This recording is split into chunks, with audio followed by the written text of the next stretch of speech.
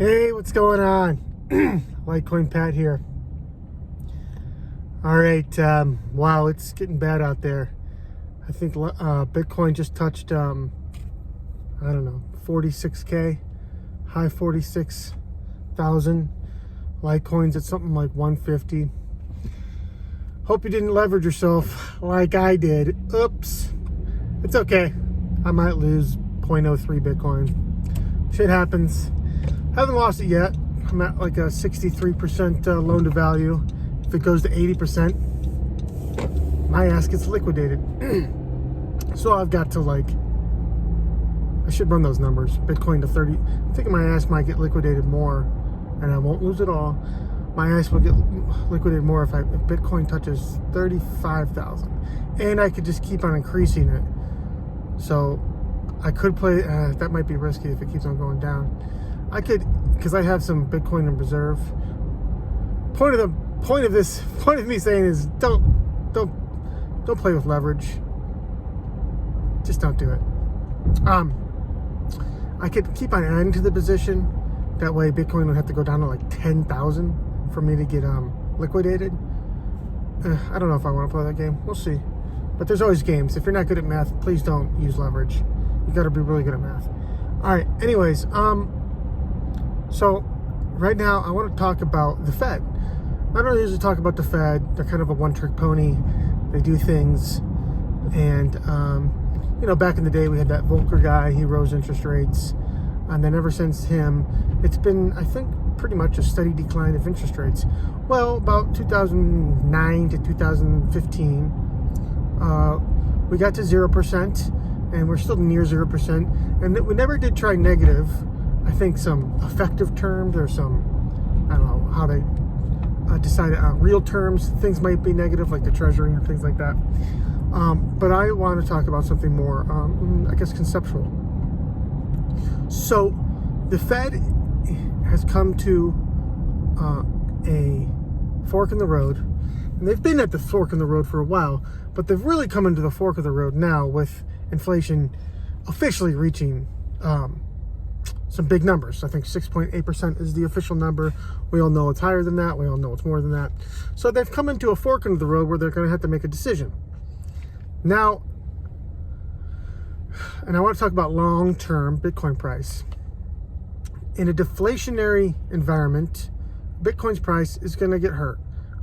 It's going to go down. Relatively to the stock market, I don't know which one does better. Maybe Bitcoin does better in a deflationary downward spiral. So if you're hoping for a higher Bitcoin price, what you really got to analyze is this. When determining the long-term Bitcoin price, I know there's models out there that predict no matter what the Fed does, it's going to go to a certain level. I don't know about that. What I do think is if the Fed chooses deflation and they choose to raise interest rates and they choose to make money harder to borrow, the things that are going to happen is a stock market crash or a recorrection and a Bitcoin crash where the money goes down. The real value of the money, I don't know if the purchasing power stays strong or not.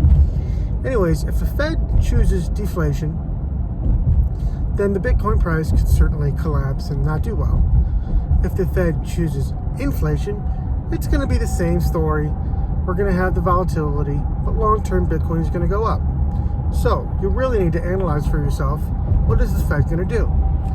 So the Fed has a choice.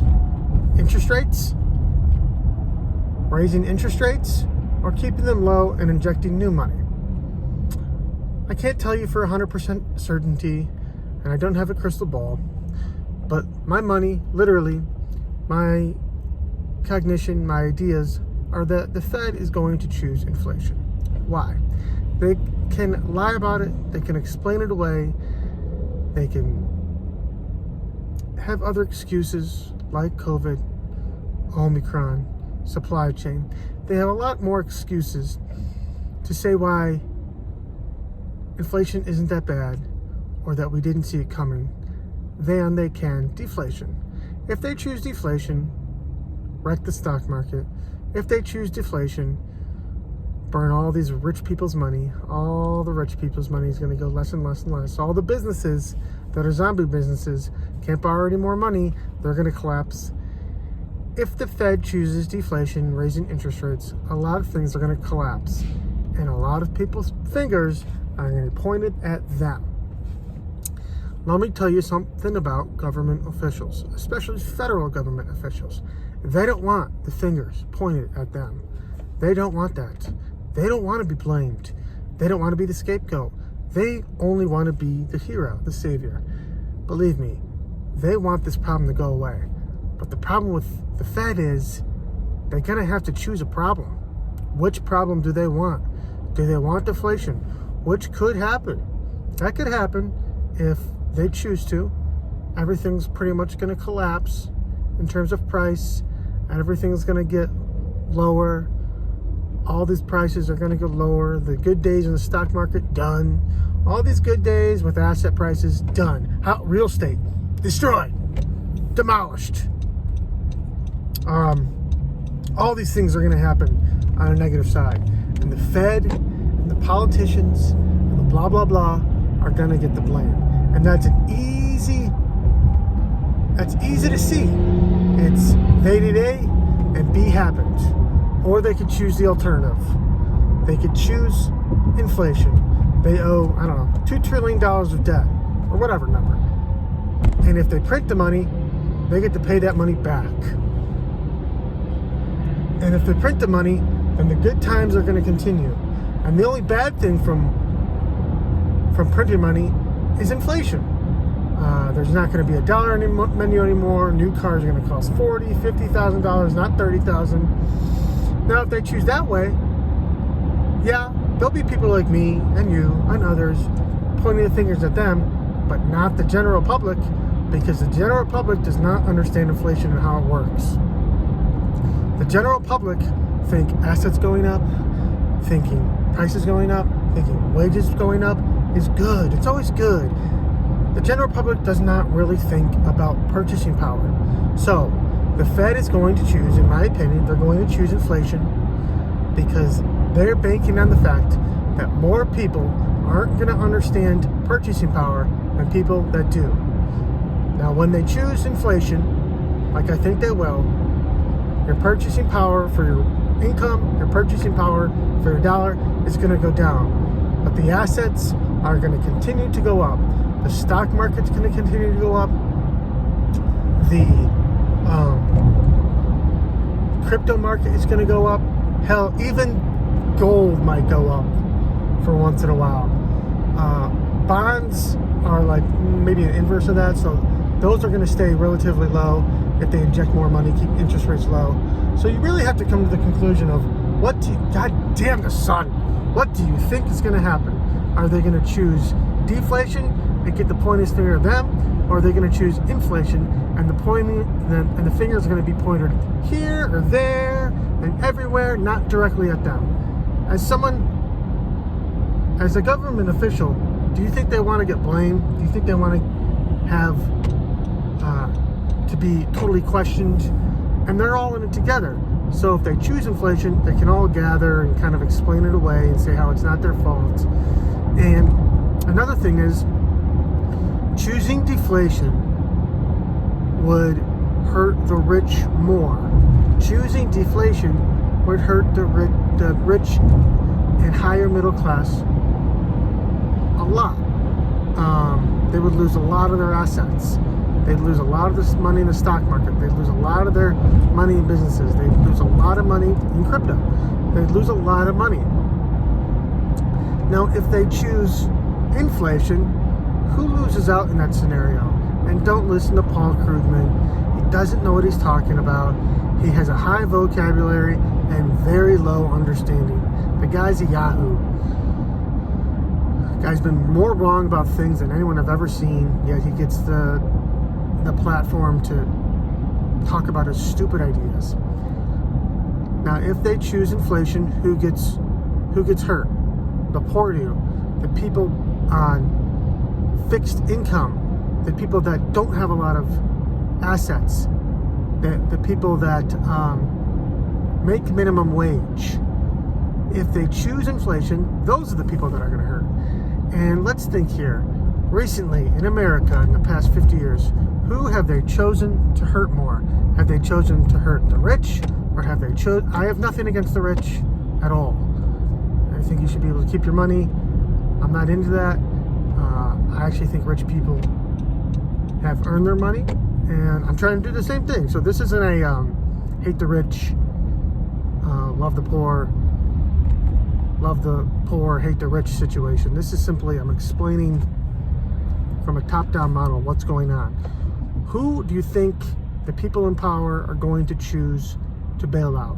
Are they going to choose to bail out the rich? I think so. That's why inflation is key. Are they going to choose to bail out the poor? No. Case in point, I don't know the specific numbers, but you know how everybody's getting those, I don't know, $600 to $800 checks if you have a kid, and they did the stimulus. Okay, again, I don't know the numbers, but let's call it, they gave out $10 million to the general public, maybe $100 million to the general public. I think something like 7 times more than that. So let's call 100 million to the people, the general public. 700 million went to businesses, or the well-connected, or the stock market. They bailed out Wall Street, or they bailed out hedge funds, or they bailed out Donald Trump, or they bailed out Joe Biden, or they bailed out people in connection with a lot of assets. In the past 50 years, I'd say the bailouts are for the rich. And they're starting to give people money, stimulus, because of helicopter money, and things are just getting bad, and inflation. So they pretend to give us good money to make ends meet. It's just a ruse. It's a big ruse. And I wish I had an IQ of 150 so I could explain this to all. And there are people out there that can, like Lynn Alden, or all these crypto podcasts. People can explain this. And my point is, there's a decision to be made. Who is the Fed going to bail out? The rich or the poor? I think they're going to bail out the rich. How do they bail out the rich? Do they inject money and create inflation? Or do they raise interest rates and take money away from the pool? Well, since they want to bail out the rich, they're going to choose inflation. So, knowing that, and this is why crypto is great, because you can just buy it. It's yours if you want it. Because they're going to choose inflation. Because Jerome Powell, pressed the lever Powell, which lever is going to pull? I'm going to tell you which lever he's going to pull. He's going to choose inflation. He'll confuse people. He'll have big speak. He'll have double negatives and Orwellian speech and confusing speech and transitory and trans this and trans that, and he'll use cool lingo to talk about what they're going to do, but at the end of the day, I think they're going to choose inflation. So since they're choosing inflation, what does that mean for crypto and Bitcoin in particular? Because you're losing money through purchasing power with your dollar, you're going to want to park those dollars elsewhere. And we all know that you've traditionally parked your dollars in the stock market, but now there's crypto. And it has exploded. I know recently it's not doing that well. I know it's not doing that well. And neither is gold. The stock market's been doing okay. But in an inflationary environment, I think crypto and Bitcoin in particular is going to do awesome. So maybe not this month or next month or in a 3-month horizon or looking back on a 3-month horizon. But when you zoom out and look at the yearly, 2-yearly, 5-yearly, 10-yearly, Bitcoin's only been around for 13 years. Come on. You're worried about 3 months? You're peeing your pants because Bitcoin hasn't been doing well for 3 months? This is going to be around forever. It's in the universe. You can't put the cap. You can't put it back in the bag. Okay? You can't jam it back into the genie bottle. The genie's out of the bottle. You can't cram it back in. Crypto was invented. It's awesome. So since my decision, since I'm thinking that their decision is going to be inflation, Bitcoin is going to do just fine. We have a lot of fear out there. And we're all, now crypto people are waiting on what the Fed's going to do. I kind of don't like that because we're supposed to be independent and building a parallel universe. Anyways, what's going to happen to crypto if Jerome Powell chooses inflation? It's going to do well. It's going to do awesome. This could just be the beginning. We're talking about, being euphoric, ecstatic about $100,000 Bitcoin. Please. 6 digits? Please. I'm talking about 7-digit Bitcoin. That's right. If they don't change their tune, if the Fed doesn't change their tune, and other world governments with inflation, America's not the only thing, but if they don't change their tune, if they start choosing deflation, yeah, Bitcoin price is going to do bad. But if they stay the course and keep on choosing inflation, Bitcoin is going to do awesome. If they don't change the course, inflation happens, and we reach 6-figure Bitcoin, which I think is going to happen once the Fed shows their true colors, once they show their hand. Next stop is 7 digits. And that's it. That's all I got for today. Have a good one.